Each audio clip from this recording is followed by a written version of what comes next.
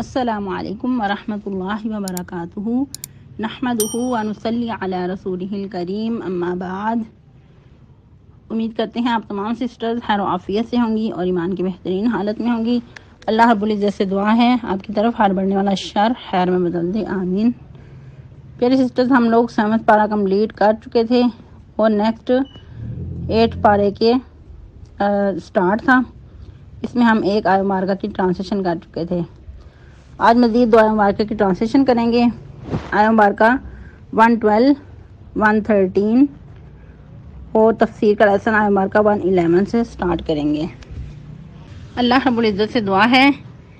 آج کی ہماری یہ مجلس ہم سب کے لیے خیر و برکت کا سبب ہو، آمین۔ تو آئیے لیسن کی طرف چلتے ہیں۔ رب اشرح لی صدری ویسر لی امری واحلل عقدۃ من لسانی یفقہوا قولی اللہم بارک لنا فی اوقاتنا اللہم فقہنا فی الدین اللہم انی اسألک الہدی والتقی والعفاف والغنی اللہم الہمنی رشدی واعذنی من شر نفسی اعوذ باللہ من الشیطان الرجیم بسم اللہ الرحمن الرحیم۔ وَكَذَلِكَ جَعَلْنَا لِكُلِّ نَبِيٍّ عَدُوًّا شَيَاطِينَ الْإِنسِ وَالْجِنِّ يُوحِي بَعْضُهُمْ إِلَى بَعْضٍ زُخْرُفَ الْقَوْلِ غُرُورًا وَلَوْ شَاءَ رَبُّكَ مَا فَعَلُوهُ فَذَرْهُمْ وَمَا يَفْتَرُونَ وَلِتَصْغَىٰ إِلَيْهِ أَفْئِدَةُ الَّذِينَ لَا يُؤْمِنُونَ بِالْآخِرَةِ وَلِيَرْضَوْهُ وَلِيَقْتَرِفُوا مَا هُمْ مُقْتَرِفُونَ۔ ٹرانسلیشن۔ وَكَذَلِكَ اور اسی طرح جعلنا بنایا ہم نے لِكُلِّ نَبِيٍّ ہر نبی کے لیے عدوًا دشمن شیاطین الانس والجن شیاطین میں سے جنوں اور انسانوں میں سے یوحی بعضهم الی بعض زخرف القول غرورا وہ ایک دوسرے کی طرف القاء کرتے ہیں۔ یوحی کو وہی نہیں پڑھیں گے، اگر وہی بھی پڑھیں گے تو آپ کو پہلے بھی بتایا گیا ہے کہ وہی کا جو لغوی معنی ہوتا ہے وہ خفیہ اشارہ ہوتا ہے، تو اس لیے اگر وہی بھی اس کا معنی کریں گے تو پھر بھی خفیہ اشارہ ہوگا، دل میں ڈالنا، القاء کرنا ہوگا وسوسوں کے معنوں میں۔ وہ وہی کرتے ہیں بعض ان کے طرف بعض کی، زخرف القول غرورا ملمع شدہ باتیں ڈالتے ہیں دھوکہ دینے کے لیے، یا چکنی چپڑی باتیں بھی کہہ سکتے ہیں، دھوکہ دینے کے لیے، دھوکہ دہی کے لیے وہ القاء کرتے ہیں، وہ وہی کرتے ہیں ایک دوسرے کی طرف دل لگی کی باتیں دھوکہ دینے کے لیے۔ ان الفاظ کو آپ نے بہت اچھے سے دیکھنا ہے اور بہت اچھے سے ادائیگی کرنی ہے، تھوڑے سے اگرچہ مشکل ہیں لیکن بہت ہی میننگ فل ہیں۔ وَلَوْ شَاءَ رَبُّكَ اور اگر آپ کا رب چاہتا مَا فَعَلُوهُ نہ وہ اس کو کرتے، فَذَرْهُمْ وَمَا يَفْتَرُونَ تو چھوڑ دو ان کو اور جو کچھ وہ افترا پردازی کرتے ہیں۔ وَلِتَصْغَىٰ إِلَيْهِ أَفْئِدَةُ الَّذِينَ لَا يُؤْمِنُونَ بِالْآخِرَةِ اور تاکہ مائل ہو جائیں طرف اس کی دل ان لوگوں کے جو نہیں ایمان لاتے آخرت پر، وَلِيَرْضَوْهُ اور تاکہ وہ ان کو پسند کرنے لگیں، وَلِيَقْتَرِفُوا مَا هُمْ مُقْتَرِفُونَ اور تاکہ وہی کچھ وہ کرتے رہیں جس گمراہی میں وہ اب مبتلا ہیں۔ تفسیر آیہ مبارکہ 111 سے۔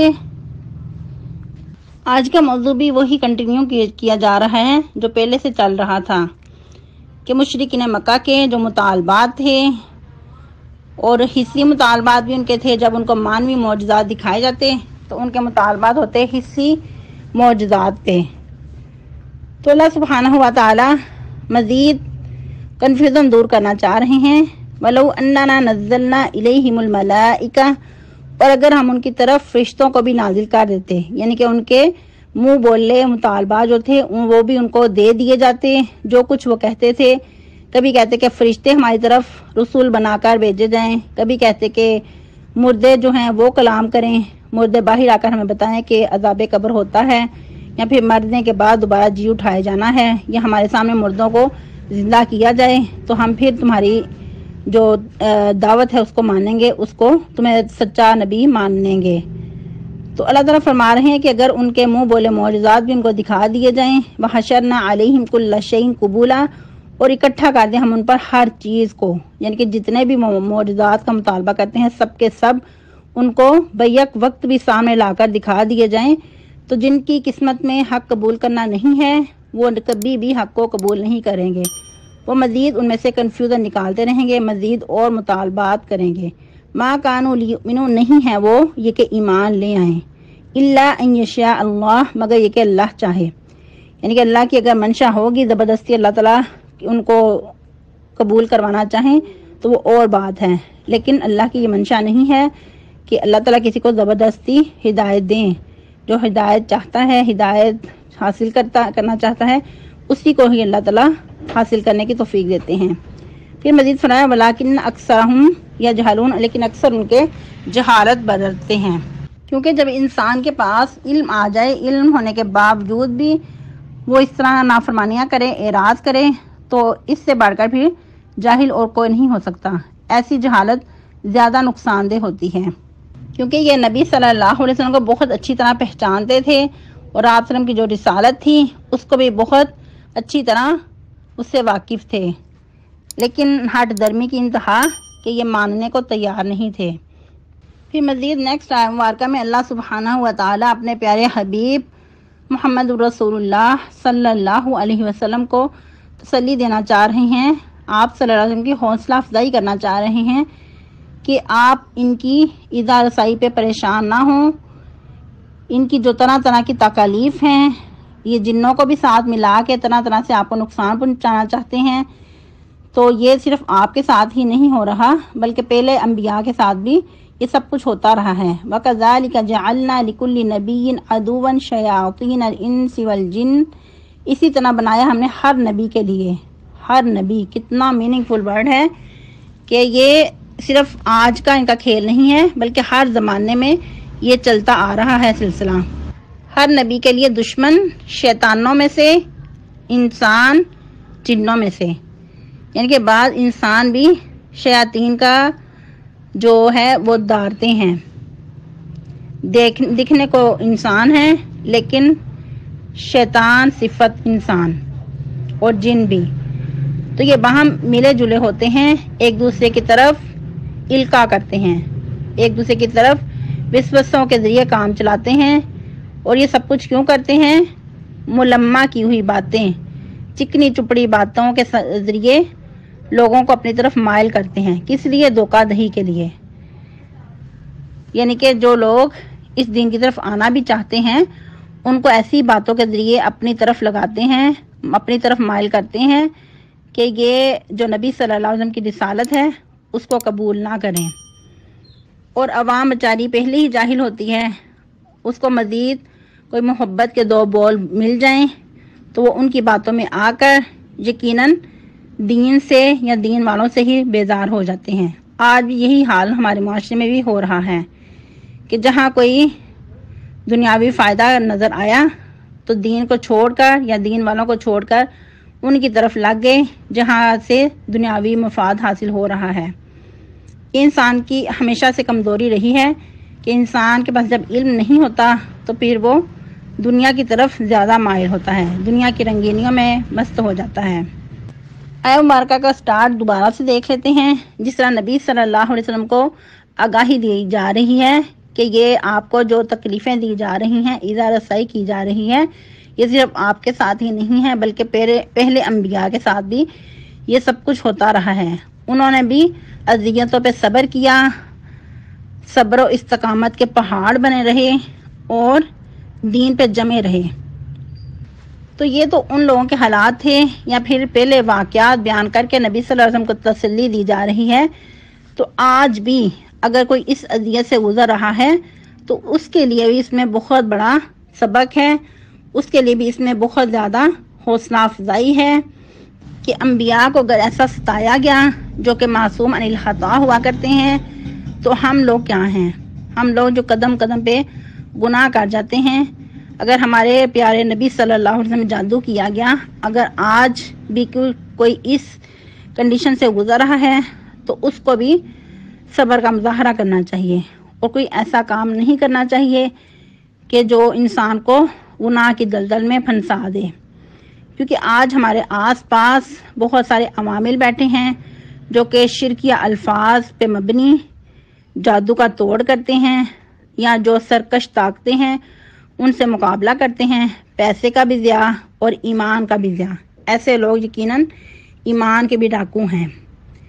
انسان کے لیے بہت بڑی اذیت ناک کنڈیشن ہوا کرتی ہے۔ جو انسان اس کنڈیشن سے گزرتا ہے وہی اس حال کو اچھی طرح جان سکتا ہے کہ اس کے شب و روز پھر کیسے گزرتے ہیں، وہ کس تکلیف کا سامنا کرتا ہے، اور اس کی جو صحت ہے وہ کتنی ڈاؤن ہو جاتی ہے۔ لیکن جب انسان اللہ پہ مکمل بھروسہ کر لیتا ہے، خود کو مکمل کا مکمل اللہ کا مطیع بنا لیتا ہے، جس طرح کہ سیدنا ابراہیم علیہ السلام نے فرمایا تھا، اذ قال لہ ربہ اسلم قال اسلمت لرب العالمین، جب ان سے ان کے رب نے کہا تھا کہ فرما بردار ہو جائیے، مطیع ہو جائیے، خود سپردگی دے دیجئے، تو انہوں نے آگے سے یہ نہیں کہا کہ اللہ یہ سب کچھ تو میں کر رہا ہوں، یا اتنے امتحانات سے گزر رہا ہوں، ابھی بھی کسی قسم کی کمی ہے، ابھی بھی میرے اندر کوئی کمی ہے کہ میں خود سپردگی دوں۔ آگے سے ان کا کیسا جواب تھا، گردن جھکی ہوئی، اور مکمل فرمایا اسلمت لرب العالمین، کہ میں نے مکمل کا مکمل خود کو اللہ کے حوالے کر دیا۔ آج ضرورت اس چیز کے کہ ہم بھی ان کا نمونہ، ان کا جو اسوہ حسنہ ہے وہ اپنائیں، اور پہلی بات تو اللہ سے ان حالات سے پناہ مانگیں، اللہ کی پناہ میں آئیں۔ اگر کسی کو ایسے حالات کا سامنا پیش آ رہا ہے تو اپنے ہتھیار مضبوط کریں۔ جو باطل قوتیں ہیں، جو شریر طاقتیں ہیں، ان سے مقابلہ کیسے کیا جا سکتا ہے؟ گناہوں سے بچیں، صبح و شام کے اذکار، نمازوں کی پابندی، قرآن مجید کی کثرت تلاوت کی، اور جو تصاویر ہیں ان سے مکمل اجتناب کیا جائے، کیونکہ جہاں تصویر ہوتی ہے وہاں رحمت کے فرشتے نہیں آتے، اور جب اللہ کی رحمت سے دور ہوں گے تو پھر یقیناً کوئی نہ کوئی ایسا نقصان کا سامنا کرنا پڑے گا۔ اور اپنے جو خیالات ہیں ان کو بھی پاک کریں، اور صدقہ خیرات کی کثرت کی جائے، اور صبح و شام کے اذکار کی پابندی کی جائے۔ جس طرح ہم اپنے کھانے پینے کا خیال رکھتے ہیں،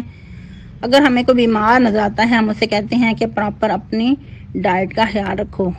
کھانے پینے کا خیال رکھو۔ کبھی جو کھانے پینے والی چیزیں ہیں وہ آپ کھائیں پئیں، ہر بندہ یہی مشورہ دیتا نظر آتا ہے، اور دوائی دارو کچھ کرو، ہر بندہ ایسا مریض کو مشورہ دیتا ہے، اور یقیناً یہ سب کے خیر خواہی والے محبت والے انداز ہوتے ہیں۔ تو جس طرح ہمیں جسمانی غذا کی ضرورت ہوتی ہے، اسی طرح ہماری روحانی غذا کی بھی ضرورت ہوتی ہے، لیکن ہم لوگ اس کی طرف سے بالکل بھولے ہوتے ہیں۔ ہماری روح تڑپ رہی ہوتی ہے کہ وہ اس کو سیراب کیا جائے، جب اس کو سیراب نہیں کیا جاتا تو ہماری روح بیمار ہو جاتی ہے۔ لیکن اس چیز کو بہت ہی کم لوگ سمجھ پاتے ہیں۔ روح تڑپ رہی ہوتی ہے کہ مجھے سیراب کرو، اور اللہ سبحانہ و تعالیٰ نے ہر انسان کے اندر ایسی حص رکھی ہے کہ اس کو اگر سیرابی نہیں ملتی اچھے طریقے سے وہ پھر غلط طرف چلا جاتا ہے۔ جب ہم اس کو قرآن سے سیراب نہیں کریں گے تو یقیناً پھر اس کا دل موسیقی کی طرف مائل ہوگا، جیسا کہ آج ہمارے معاشرے میں کہا جاتا ہے کہ موسیقی روح کی غذا ہے، تو یہ بالکل غلط ہے۔ جب ہم تڑپتی روح کو قرآن سے سیراب نہیں کرتے تو پھر اس کے اندر جو تڑپ ہوتی ہے وہ اس کو یقیناً موسیقی سے سیراب کر کے اپنی جو اس کی طلب ہوتی ہے، تڑپ ہوتی ہے، اس کو پورا کرنا چاہتا ہے۔ لیکن ایسی روح پھر بھی بےتاب رہتی ہے، کیونکہ اس کو تسلی نہیں ہوتی۔ ایسی پیاسی روح سیٹسفائی نہیں ہو پاتی، وہ بھی یقیناً مزید گناہوں کی طرف مائل ہوتی ہے، لیکن اس کو تسلی کہیں سے بھی نہیں ملتی۔ جب تک ایسی پیاسی روح کو قرآن سے سیراب نہیں کیا جائے گا تو وہ پیاسی ہی رہے گی۔ اور ہم لوگ بعض اوقات سمجھتے ہیں کہ بس ٹھیک ہے، ہم نے صبح شام کے اذکار کر لیے، تینوں کل پڑھ کے خود کو دم کر لیا، تلاوت بھی کر لی، لیکن ہو سکتا ہے کہ ہماری جو روح ہے اس کو زیادہ کی ضرورت ہو، وہ زیادہ پیاسی ہو،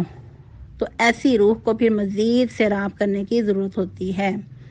جیسا کہ اس میں امام ابن القیم فرماتے ہیں رحمہ اللہ تعالی کہ جو انسان کسی شیطان کے حملے میں آ جائے، اس پہ شیطانی حملہ ہو، تو یہ اس بات پہ حیران نہ ہو کہ میرے ساتھ ایسا کیوں ہوا ہے۔ یقیناً اس کے اندر کمی ہے کہ اس نے صبح شام کے اذکار کی پابندی نہیں کی، خود کو کلے میں محفوظ نہیں کیا۔ پہلے کلے کیوں بنائے جاتے تھے؟ دشمن سے حفاظت کے لیے۔ آج ہمیں کلوں کی اہمیت کا ہی نہیں پتہ، کیونکہ ہم ان چیزوں سے بہت دور ہو چکے ہیں، کیونکہ ہمارا لائف سٹائل ہی مکمل چینج ہو چکا ہے۔ جن لوگوں کے سامنے کلوں کی اہمیت ہے وہ اس چیز کو بخوبی سمجھ سکتے ہیں کہ جس طرح دشمن کی حفاظت کے لیے مضبوط بلند و بالا کلے بنائے جاتے تھے حصار کے لیے، اسی طرح اذکار بھی کلے کی حصار کی طرح کام دیتے ہیں۔ ہم لوگ صبح شام کے اذکار کی یا تو پابندی ہی نہیں کرتے، اگر کرتے بھی ہیں تو بس ایک عادتاً رٹے رٹائے پڑے اور چلو جی وہ بک رکھی، یا پھر ایسے ہی ٹوٹے پھوٹے اگر زبانی یاد ہیں تو کر لیے، ورنہ وہ بھی کچھ کر لیے اور کچھ چھوڑ دیے۔ ہم سب کو چاہیے کہ ان اذکار کی پابندی کریں، ان کے ترجموں پہ، مفہوم پہ غور و فکر کرتے ہوئے پھر ان کو پڑھیں، اور صرف رٹے رٹائے پڑھنے کی حد تک نہیں بلکہ اللہ سے مانگیں۔ جو کچھ ان کا اذکار میں بیان کیا جاتا ہے بہت ہی خوبصورت اذکار ہیں، جس طرح بسم اللہ الذی لا یضر مع اسمہ شیء فی الارض ولا فی السماء وہو السمیع العلیم، یا حی یا قیوم برحمتک استغیث واصلح لی شأنی کلہ ولا تکلنی الی نفسی طرفۃ عین ابدا۔ لیکن ہمارے پاس وقت ہی کہاں ہے، ہر بندہ دنیا کی مصروفیت میں پھنسا ہوا ہے، ایک نفسا نفسی کا عالم ہے، کوئی دوسرے کے پاس کسی کے لیے وقت نہیں ہے کہ کسی کے اچھی طرح حال احوال ہی پوچھ سکیں۔ کسی کو 2 منٹ کے لیے یہی پوچھ لیں کہ نمازوں کی پابندی ہے، صبح شام کے اذکار کی پابندی ہے، صدقہ خیرات کر رہے ہیں پابندی سے، تو ہم سب کو چاہیے کہ رابطے میں رہیں، جس طرح کہ ہم لوگوں نے سورہ آل عمران کے لاسٹ پہ بھی پڑھا تھا، یا ایھا الذین آمنوا اصبروا وصابروا ورابطوا واتقوا اللہ، کیا ایمان والو صبر کرو، خود بھی صبر کرو اور صبر کی تلقین کرو، صبر پہ جمے رہو اور رابطے میں رہو، ایک دوسرے کا حال احوال پوچھتے رہو۔ ہم لوگ یا تو کسی کو یاد ہی نہیں کرتے، اگر کرتے ہیں تو پھر ادھر کی باتیں ادھر کی باتیں، یہ جو آپس میں ایک دوسرے کو باندھنے والے طریقے ہیں۔ صبح شام کے اذکار کی پابندی کے بارے میں پوچھیں، صدقہ خیرات کی پابندی کے بارے میں پوچھیں، تو یہ ہم لوگ ایسا نہیں کرتے۔ اصل میں یہ ایک دوسرے کی خیرخواہی ہے۔ لیکن اگر سب کچھ کرنے کے باوجود بھی کچھ ایسا کسی کو اگر لگتا ہے کہ جادو کے ذریعے حملہ کیا گیا ہے، شیطانی حملہ ہوا ہے، تو بہت ضروری ہے کہ اس کے لیے سب سے پہلے صبر کا دامن ہاتھ سے نہیں چھوڑنا۔ اگر کوئی دشمن ایسا وار کر رہا ہے تو یاد رہے کہ جو کرنے والا ہے سب سے بڑھ کے وہ اپنا نقصان کر رہا ہے، جس پہ وہ یہ کام کر رہا ہے اس کا تو جو نقصان وہ ہے، لیکن جو کرنے والا ہے سب سے پہلے اس کے ایمان کا جنازہ نکل چکا ہے، ایمان سے وہ محروم ہو چکا ہے، کیونکہ قرآن مجید میں اللہ سبحانہ و تعالیٰ ایک اور مقام پہ فرماتے ہیں وَلَا يُفْلِحُ السَّاحِرُ حَيْثُ أَتَىٰ، کہ جادوگر کبھی بھی فلاح نہیں پا سکتے جہاں کہیں بھی آئیں یا جہاں کہیں بھی کس طریقے سے بھی آئیں، کہ جون سا بھی طریقہ اپنا لیں، بہت مہارت کے ساتھ کسی پہ جادو کر لیں، کچھ بھی کر لیں، لیکن اس میں کامیابی اور کامرانی فلاح نہیں ہے۔ دنیا پہ اگر کسی کو لگتا ہے کہ وہ کامیاب ہو رہا ہے تو یقیناً آخرت کا جو نقصان ہے، آخرت کا خسارہ اس نے مول لیا ہے۔ تو کوئی کتنے دن جی لے گا دنیا پہ، کتنے سال رہ لے گا، آخر کار اللہ سبحانہ و تعالیٰ کے سامنے پیش ہونا ہے۔ اگر کسی کا نقصان کر رہا ہے، کسی کو ستا رہا ہے باطل قوتوں کے ذریعے، اپنے جو اس کے اندر شریر حملے ہیں ان کے ذریعے کسی کو ستا رہا ہے، تو یقیناً سب سے پہلے وہ اپنا نقصان کر رہا ہے، کیونکہ مسلمان کے لیے خیر خواہی کرنے والا ہوتا ہے۔ اسلام جو ہے ہمیں خیر خواہی کا درس دیتا ہے ہر معاملے میں. جس طرح صحابہ کرام نے پوچھا کہ کس کے ساتھ خیر خواہی، فرمایا ہر ایک کے لیے، عامت الناس کے لیے بھی، عام کے لیے بھی اور خاص کے لیے بھی، یعنی کہ چاہے وہ عوام ہیں یا بڑے لوگ ہیں، کچھ بھی ہر ایک کے ساتھ ہمیں خیر خواہی کا درس دیتا ہے ہمارا دین. اور امام بخاری نے باقاعدہ اس پہ باب باندھا ہے کہ مسلمان ایمان کی حلاوت کو پا نہیں سکتا جب تک اپنے لیے جو چاہتا ہے وہی دوسرے کے لیے چاہے. جب ہم یہ نہیں پسند کریں گے کہ ہمارے ساتھ ایسا ہو تو پھر ہم دوسرے کے ساتھ ایسا کیوں کرنے کے لیے تیار رہتے ہیں. جو ایسا کرنے والا ہے اس کو سب سے پہلے اللہ سے ڈرنا چاہیے، یہ کام چھوڑ دینا چاہیے، کیونکہ مسلمان کا تو معنی ہی کیا ہے کہ اللہ کے لیے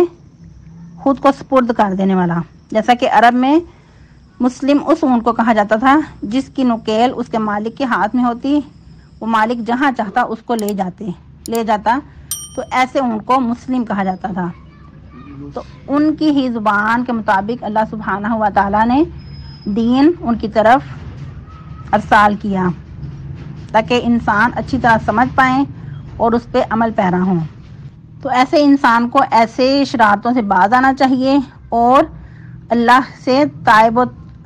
توبہ کرنی چاہیے تاکہ مسلمان دنیا پہ بھی سرخرو ہو سکے اور آخرت میں بھی کامیابی سے سرفراز ہو سکے. کہ اللہ سبحانہ و تعالیٰ مزید فرما رہے ہیں وَلَوْ شَاءَ رَبُّكَ مَا فَعَلُوهُ، اور اگر اللہ چاہتا، آپ کا رب چاہتا تو وہ ایسا نہ کرتے. لیکن اللہ کی منشا نہیں ہے کہ کسی کو زبردستی منوائیں. اگر کوئی ہدایت حاصل کرنا چاہتا ہے، کوئی سیدھے رستے پر آنا چاہتا ہے تو پھر اللہ سبحانہ و تعالیٰ یقیناً اس کی مدد کرتے ہیں. جیسا کہ ایک اور مقام پہ فرمایا وَالَّذِينَ جَاهَدُوا فِينَا لَنَهْدِيَنَّهُمْ سُبُلَنَا وَإِنَّ اللَّهَ لَمَعَ الْمُحْسِنِينَ، کہ جو لوگ ہماری راہ میں کوشش کرتے ہیں یقیناً ہم انہیں اپنی راہیں دکھا دیتے ہیں، اور یقیناً اللہ تعالیٰ تو احسان کرنے والوں کے ساتھ ہیں. جو واقعی محسن ہیں، احسان کے لیول پہ زندگی گزارنا چاہتے ہیں، ان کے لیے پھر اللہ تعالیٰ راہیں آسان کر دیتے ہیں، ان کو اپنی راہیں دکھا دیتے ہیں. جس طرح ہم نے سورۃ الفاتحہ میں بھی پڑھا تھا کہ ہر چیز بن مانگے مل سکتی ہے، لیکن ہدایت واحد نعمت ہے کہ جو مانگنے سے ہی اللہ سبحانہ و تعالیٰ عطا کرتے ہیں. پھر اللہ رب العزت مزید فرما رہے ہیں فَذَرْهُمْ وَمَا يَفْتَرُونَ، تو چھوڑ دو ان کو جو کچھ وہ افطرا پردازی کرتے ہیں، یعنی کہ ان کو ان کے حال پہ چھوڑ دو. وہ جو کچھ بحثیں کرتے ہیں، کٹ حجتیاں کرتے ہیں، آپ پہ الزام لگاتے ہیں، آپ کے بارے میں لوگوں کو تنگ کرتے ہیں، لوگوں کو آپ کے خلاف کرتے ہیں، لوگوں کے ساتھ ایسی ملمہ شدہ باتیں کرتے ہیں کہ وہ آپ سے ہٹ کر ان کی طرف مائل ہو جائیں، ان کو ان کے حال پہ چھوڑ دیں. کتنے عرصے تک یہ ایسا کریں گے؟ آخر کار سب نے اس دنیا سے چلے جانا ہے. تو اللہ تعالیٰ فرما رہے ہیں ان کو چھوڑ دو، فَذَرْهُمْ وَمَا يَفْتَرُونَ، ان کو چھوڑ دو اور جو کچھ وہ افطرا کرتے ہیں تو آپ ان کی پرواہ نہ کریں. پھر مزید اللہ تعالیٰ فرما رہے ہیں وہ ایسا کیوں کرتے ہیں وَلِتَصْغَىٰ إِلَيْهِ أَفْئِدَةُ الَّذِينَ، تاکہ مائل ہو جائیں طرف ان لوگوں کے دل جو ایمان نہیں لاتے آخرت پر. جیسا کہ پہلے بھی ہم بات کر چکے کہ آخرت پہ ایمان لانا ایمان کا حصہ ہے. تو اس طرح کے کام وہی لوگ کر سکتے ہیں جو آخرت پہ جن کا ایمان نہیں ہے، جن کو یقین ہی نہیں کہ اللہ سبحانہ و تعالیٰ کے سامنے پیش ہونا ہے، جواب دہ ہونا ہے. اگر کسی کا نقصان کریں گے تو یقیناً اس کا اللہ کے ہاں جواب دینا ہے. یہاں تک کہ اگر کسی نے کسی کو تمانچہ بھی مارا تو اس کا بھی حساب کتاب ہوگا. یہاں تک کہ اگر جو جانور ہیں جو ہمیں لگتا ہے بالکل یہ بے گناہ ہیں، کہ جو کچھ مرضی کریں، لیکن ان کو بھی بدلہ دلایا جائے گا. یہاں تک کہ اگر کسی سینگ والی بکری نے بغیر سینگ والی کو مارا ہے تو اس سے بھی اس کا بدلہ دلایا جائے گا. حالانکہ ان کے لیے جو انعام و اکرام ہے وہ نہیں ہے، سب کو بدلہ دلا کر جانوروں کو ان کو مٹی کر دیا جائے گا. جو جنت دوزخ کا فیصلہ ہے وہ انسانوں کے لیے ہے، جنوں کے لیے ہے. پھر مزید ان کے بارے میں بتایا وَلِيَرْضَوْهُ، وہ ایسا کیوں کرتے ہیں تاکہ وہ ان کو پسند کرنے لگیں. دنیاوی لحاظ سے وہ ان کی طرف لپک لبک کرائیں، ان کو ہی اچھا کہیں، ان کا ہی سٹیٹس ہو، ان کا ہی دنیا پہ نام ہو، ان کی ہی لوگ باتیں کریں، ان کا ایک مقام ہو لوگوں کے دلوں میں، تو یہ کتنے وقت تک ایسا ہوگا؟ ولی یک تعریف ما ہم مختلفون، اور ان کو چھوڑو کیوں؟ تاکہ جس گناہ میں، جس وہ عادت بد میں مبتلا ہیں اسی میں وہ پڑے رہیں۔ اور آپ سب کو پتہ ہے کہ ان کی عادتیں بد کیا تھیں؟ مشرکین مکہ بہت زیادہ سب سے پہلے شرک میں مبتلا تھے۔ انہوں نے کئی قسم کے بت بنائے ہوئے تھے، ان کو طرح طرح کے نام دیے ہوئے تھے۔ کسی کو یہ رزق کا بت ہے، یہ ہمارے اچھائی کا بت ہے، یہ ہمارے برائی کا بت ہے۔ یہاں تک کہتے تھے کہ اگر آپ اس کو برا کہیں گے تو یہ تمہارا نقصان کر دیں گے۔ پھر انہوں نے بارش کے بھی اپنے معبود بنائے ہوئے تھے، کوئی اولاد دینے والا تھا، کوئی رزق دینے والا تھا، کوئی فصل دینے والا تھا، طرح طرح کے انہوں نے بت بنائے ہوئے تھے۔ اور پھر بتوں کے نام پہ جانوروں کو جو وقف کر دیتے تھے، جانوروں کو بتوں کے نام پہ ذبح کرتے، نذر و نیازیں چڑھاتے، اور مختلف مقامات پہ انہوں نے پتھر نصب کیے ہوئے تھے، وہاں جا جا کے بھی بتوں کے نام پہ جانوروں کو ذبح کرتے، اور پھر تیروں سے فالیں نکالتے کہ یہ اچھائی کا تیر ہے، یہ برائی کا تیر ہے، اگر یہ کریں گے تو اس کا یہ نقصان ہو جائے گا۔ یا پھر تیروں کے ذریعے قسمتیں معلوم کرتے کہ کیا کام ہمارے لیے اچھا رہے گا، کیا غلط رہے گا۔ بہت ہی زیادہ ان کے اندر برائیاں پھیل چکی تھیں، بہت زیادہ یہ کفر و شرک گمراہی میں مبتلا ہو چکے تھے۔ مزید ان کے اندر جو کچھ کفر و شرک بدعات گمراہیاں تھیں وہ کچھ آیا مبارکہ کے بعد مزید پڑھیں گے تو بعد انشاءاللہ واضح ہوگی۔ تو آج کے لیے اتنا ہی کافی ہے، آپ لوگوں نے اچھے سے یاد کرنا ہے، اور صبح شام کے اذکار کی پابندی کرنی ہے، نمازوں کی پابندی کرنی ہے، اور فجر کے بعد 100 بار ایک پوری تسبیح کرنی ہے، لا الہ الا اللہ وحدہ لا شریک لہ لہ الملک ولہ الحمد وہو علی کل شیء قدیر۔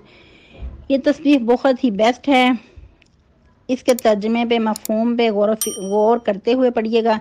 انشاءاللہ بہت فائدہ ہوگا۔ جو اس کو دن میں پڑھ لیتا ہے وہ شیطان سے محفوظ رہتا ہے، جادو اس پہ اثر نہیں کرتا، اور 100 نیکیاں ملتی ہیں، 100 درجات بلند ہوتے ہیں۔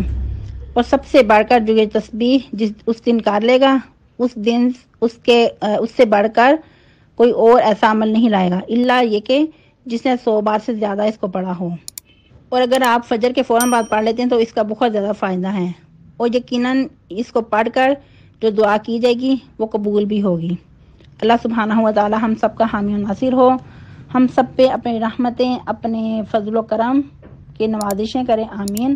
سبحانک اللہم ربنا و بحمدک نشہد ان لا الہ الا انت